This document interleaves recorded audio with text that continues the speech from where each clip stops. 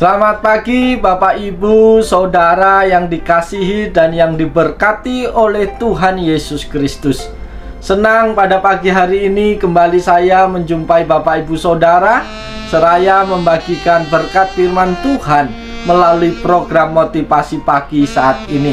Firman Tuhan pada pagi hari ini yang hendak saya bagikan terambil di dalam 1 Yohanes 4 ayat yang ke-18 yang berbunyi demikian. Di dalam kasih tidak ada ketakutan.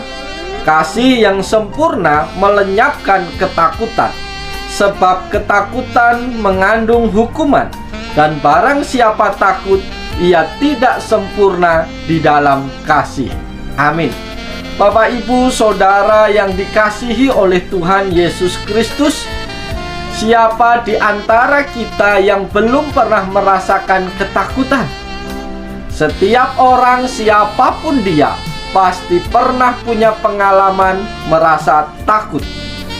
Ketika kita mulai merasa ketakutan dan itu muncul di dalam kehidupan kita, mungkin ada sesuatu yang harus kita lakukan yang membuat kita gelisah. Maka kita perlu berhenti sejenak. Kemudian fokuskan pikiran kita dan ingat betapa Tuhan mengasihi kita. Kita mungkin perlu mengingatkan diri sendiri dengan berkata, Tuhan, Engkau benar-benar mengasihiku. Engkau ada di sisiku. Aku percaya Engkau. Bapak Ibu yang dikasihi Tuhan, kita perlu memotivasi diri kita sendiri ketika ketakutan itu ada di dalam kehidupan kita. Maka saat pada pagi hari ini, mari kita dengarkan pesan Tuhan bagi kita. Apa yang Tuhan hendak sampaikan melalui kebenaran firman Tuhan saat ini, supaya ketakutan itu hilang di dalam kehidupan kita. Pesan Tuhan yang pertama bagi kita adalah kasih menghilangkan ketakutan. Sekali lagi, kasih itu menghilangkan ketakutan. Tetapi banyak orang berpikir bahwa lawan kata dari rasa takut itu adalah iman. Dan itu salah. Lawan katanya adalah berani. Tetapi kebalikan dari rasa takut yang sesungguhnya adalah kasih. Kasih melawan rasa takut.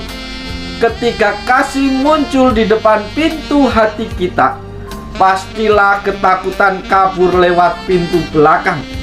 Kita tidak akan bisa merasa takut dan mengasihi di saat yang sama. Itu tidak akan terjadi apabila ada kasih yang sejati. Ketika kita memiliki kasih yang sejati, yaitu kasih dari Allah, maka kita tidak perlu takut terhadap apapun juga. Contoh yang sederhana, tidak ada orang tua yang berlari masuk ke gedung yang terbakar untuk menyelamatkan anak-anaknya karena iman. Mereka melakukan semuanya itu oleh karena cinta kasihnya kepada anaknya. Orang tua akan mempertaruhkan nyawa mereka untuk melindungi keluarga mereka karena mereka sayang dan mengasihi anggota keluarganya. Jika kasih merupakan alasan di balik semua yang kita lakukan, maka ketakutan akan lenyap dalam kehidupan kita. Kalau engkau mau menghilangkan ketakutan, maka perbesarlah kasih di dalam hidupmu. Tetapi kalau kasihmu semakin kecil, maka dampaknya ketakutanlah yang akan semakin besar di dalam hidupmu. Pilihannya ada di dalam diri kita. Kita mau memperbesar kasih dan mengecilkan ketakutan, atau memperbesar ketakutan dan mengecilkan kasih dalam hidup kita. Itu pesan Tuhan yang pertama bagi kita saat ini. Pesan Tuhan yang kedua bagi kita saat ini adalah Tuhan tak ingin kita itu gagal. Sekali lagi, Tuhan tak ingin kita menjadi pribadi yang gagal.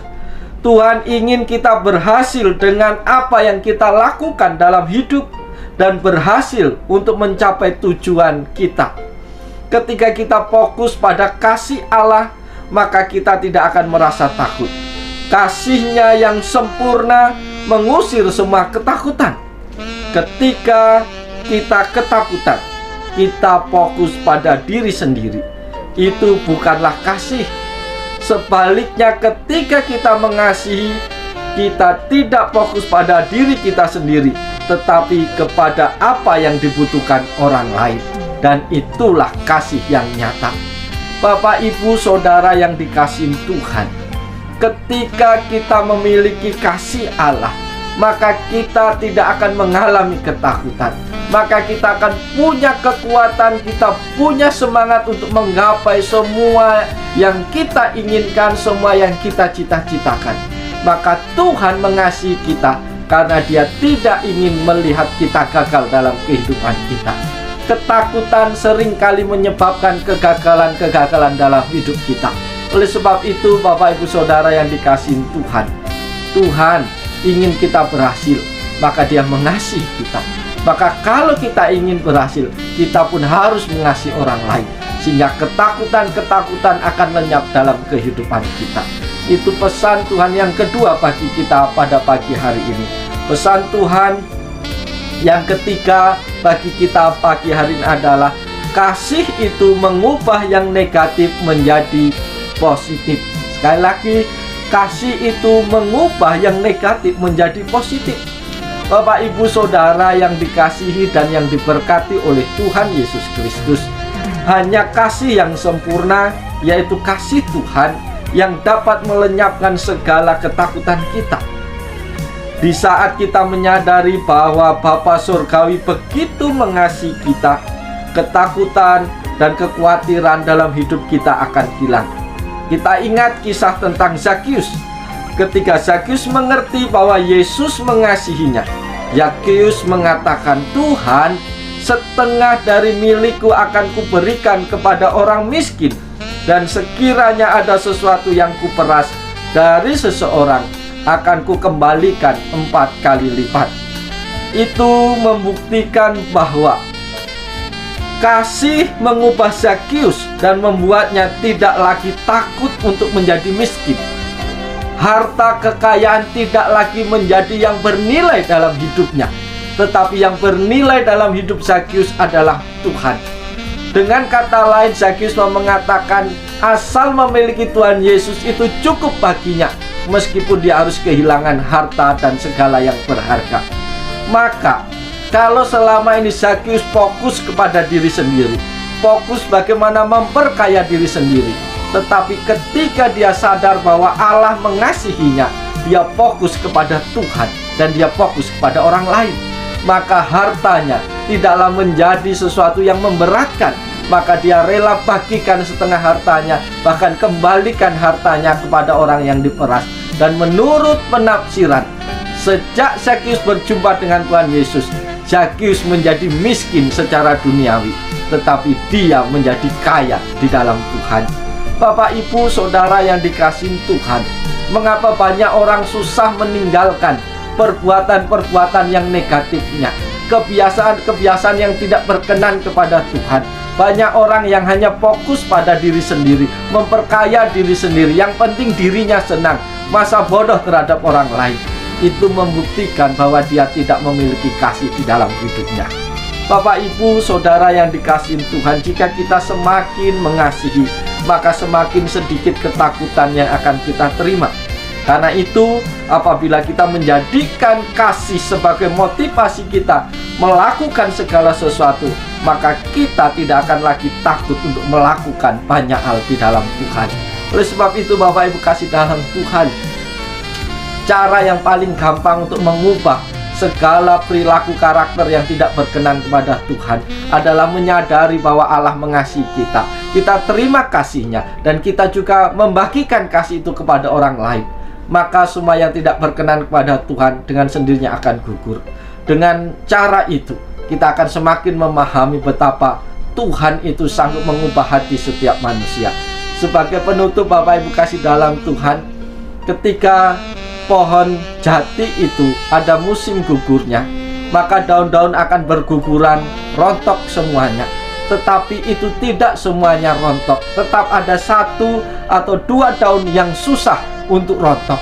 Tetapi ketika musim semi datang, ketika tunas-tunas baru muncul, maka dengan sendirinya daun yang tidak rontok itu, atau daun yang susah gugur itu, dengan sendirinya akan jatuh dan gugur. Demikian juga dalam hidup kita, Bapak Ibu kasih dalam Tuhan. Berapa banyak orang yang berkata, aku susah mengubah karakterku, aku susah mengubah perkataanku, aku susah mengubah segala yang negatif dalam hidupku. Tetapi ketika kasih itu ada dalam hidupmu, dengan sendirinya yang gak berkenan kepada Tuhan itu akan gugur. Oleh sebab itu Bapak Ibu ingat, kasih itu mengubah yang negatif menjadi yang positif. Oleh sebab itu Bapak Ibu Saudara yang dikasih oleh Tuhan, lewat pesan Tuhan pada pagi hari ini, mari kita bekerja dengan sebaik-baiknya. Mari lakukan yang terbaik untuk keluarga kita, untuk pelayanan kita. Karena Tuhan sudah mengasihi kita, maka kita pun wajib membagikan kasih itu kepada orang lain. Sehingga kasih itu akan menghilangkan segala macam ketakutan dalam hidup kita, sehingga kita akan berani melangkah untuk maju dan berhasil bersama dengan Tuhan. Oleh sebab itu, selamat pagi, selamat beraktivitas. Tuhan Yesus memberkati kita sepanjang hari ini. Salam.